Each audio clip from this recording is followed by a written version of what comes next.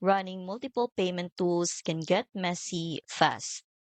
If you're juggling different dashboards, approval rates, and payout times, you already know how confusing checkout management can get.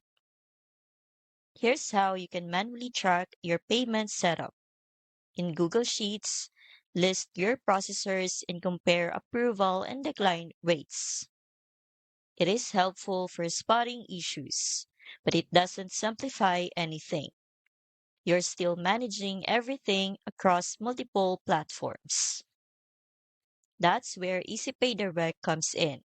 It centralizes your payment flows so you can manage everything in one place, including recurring billing, mobile payments, and integrations with over 250 shopping carts.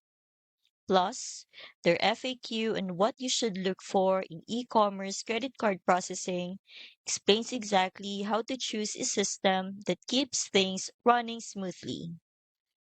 I've linked EasyPay Direct in the description.